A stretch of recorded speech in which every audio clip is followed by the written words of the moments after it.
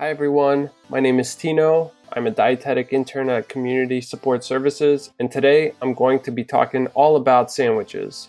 First, let's start off by defining what a sandwich actually is.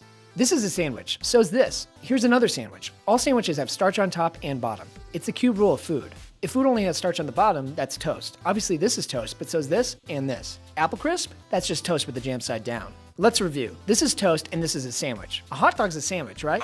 Wrong! It's a taco because it has starch on 3 sides. So this is a taco and that's a taco. 4 sides of starch make food a sushi. Sushi. That's hard to say. And if there's starch on 5 sides, that's a quiche. Here's a quiche, there's a quiche, everywhere a quiche. Finally, we come to the calzone. Obviously, this is a calzone, but so are these. Don't forget the sweet calzone, creamy calzone, carnival calzone, and the Colonel Sanders calzone. That's right, fried chicken is a calzone. Now, as you can see, what people define as sandwich can actually be pretty confusing and not very clear. But I think that most of us can agree that a sandwich involves bread. Sandwiches come in all shapes and sizes. They can also be served hot or cold, and the bread can either be toasted or not toasted.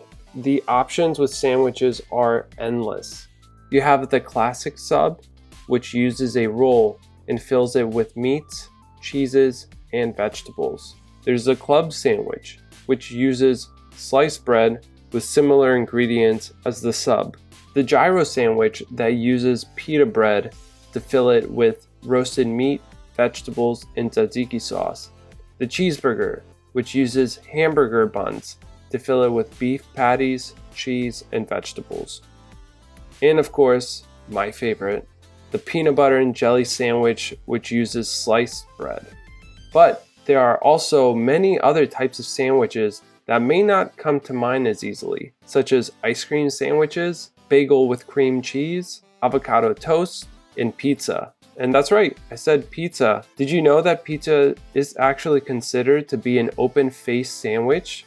I certainly didn't. And if pizza is considered a sandwich, I would probably guess that it's most people's favorite sandwich. Now, everyone loves sandwiches. It is estimated that Americans eat more than 300 million sandwiches a day. That is approximately the same amount of people that live in America. So I guess you can say that most people eat at least one sandwich per day. Most people consider sandwiches as the perfect food, as it's portable, easy to make, and it's very customizable. But who created the first sandwich, and when was it created? From subs to paninis, open face to pita, BLTs to po' boys, the sandwich is a universal, on-the-go, easy, and sometimes gourmet meal. But who invented such a simplistic idea that we would enjoy every single day? This is the history of the sandwich. The sandwich has taken on many forms over the last 250 years, but the very first acknowledged sandwich was ordered by John Montagu, the 4th Earl of Sandwich. You may recognize the name Earl of Sandwich from the food chain which purveys the meal that Montagu himself would have ordered. But the noble title originates from the southeast England region of Sandwich, Kent. As it turns out, we could thank gambling for what we enjoy here in America over 300 million times a day. One fateful night in 1762, during one of Montagu's binge gambling sessions, he was on a lucky streak and instructed the cook to prepare his food so it would not interfere with his game. The cook took sliced meat and stuck it between 2 pieces of toast, which allowed Montagu to continue playing his game and use only one hand to eat. We don't know if Montagu cashed out that night, but we're all winners from that gambling session. With such a simple concept, it seems almost too far-fetched to be a real story. In fact, we could go back even further to the Mediterranean, where locals would often place meat in pita bread. Montagu just so happened to witness this during his time spent in Greece, and perhaps it was this memory that called to him. Nevertheless, it was Montagu that received the glory for popularizing the sandwich in England. The idea has since evolved into hundreds of variations. In fact, some may argue that it's difficult to even define what a sandwich truly is. Take, for example, in New York, where burritos are taxed as sandwiches. In a lawsuit between Panera and Qdoba in 2006, it was ruled that a burrito is in fact not a sandwich. The court ruled that the difference between the two is that one has a tortilla and the other has 2 slices of bread. Today, however, sandwiches are ubiquitous to the American culture. In 2015, the sandwich industry was a $22 billion food empire, employing over 500,000 people. The largest sandwich maker, Subway Subs, has over 44,000 restaurants worldwide. All these sandwiches thanks to a man who simply wanted to eat with one hand and gamble with the other. I don't think John would have ever imagined the type of revolution he would have started. Now, here are some fun facts that you probably have never heard of about sandwiches. Let's be honest with each other, right? We've all ate about, 2 billion sandwiches in our lifetime? They're pretty succulent, and hey, you can make them whatever way you want. You could be your own sandwich artist. I mean, come on, they're a staple of lunch buckets everywhere, but where was the first one ever made? And how did this meal in your hand come to be? We'll be the hero of your company lunchroom with these 12 mind-boggling sandwich fun facts. Let's get hungry. Okay, so first off, where did the sandwich get its name? It's named after the first man to ever create one, John Montague, the 4th Earl of Sandwich.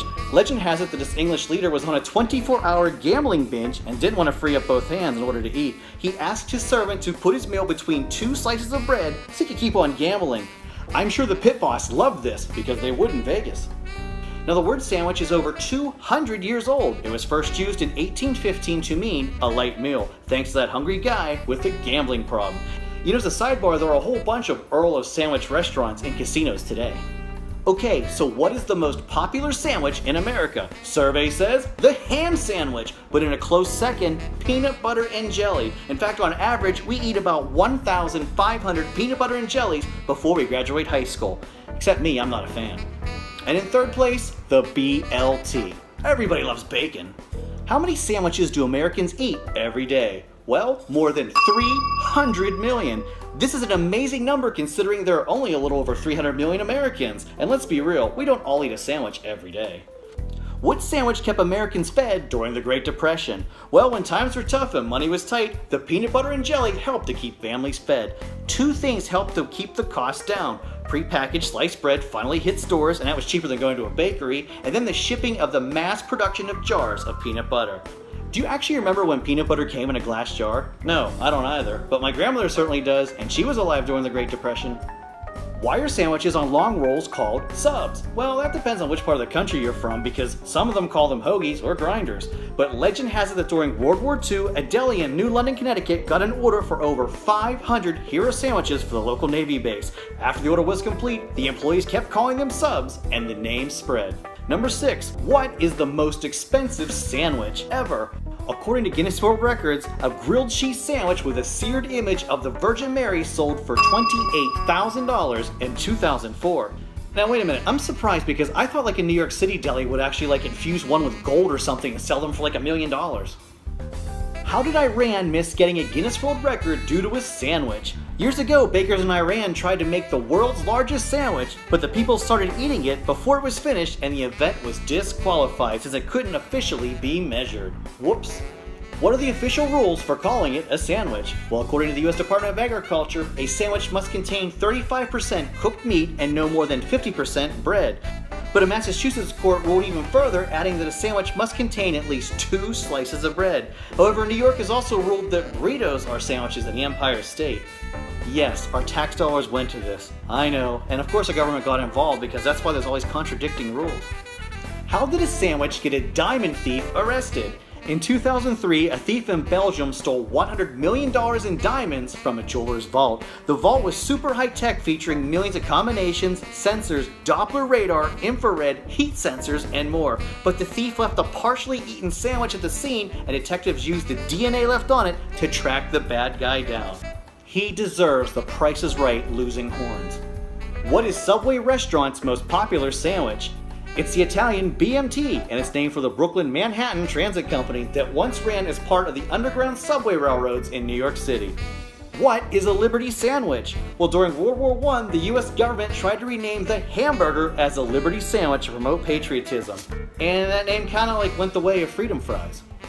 And finally, can a sandwich cure a hangover? Well, according to researchers at Newcastle University in England, a bacon sandwich can cure a hangover. Note to self for a future web show experiment. And those are 12 sandwich fun facts. So I hope you guys enjoyed learning about sandwiches today, and now it's your turn to build your own. When you pick up your Sandwich Saturday meal kit, remember, there is no right way to make a sandwich. Your sandwich should reflect your taste and texture preferences, as should your roommates. Feel free to add leftovers from your Christmas meal or use any other ingredients that you have handy. You can add turkey, cranberries, veggies, it's completely up to you. The best thing about making a sandwich is that you can get as creative as you like and make it unique to your liking. What's your favorite sandwich? Do you like your sandwich hot or cold? Do you like the bread toasted or not toasted? I personally like my bread toasted. I hope you guys enjoy making your sandwiches, and I'm looking forward to hearing what you come up with. Thanks for watching.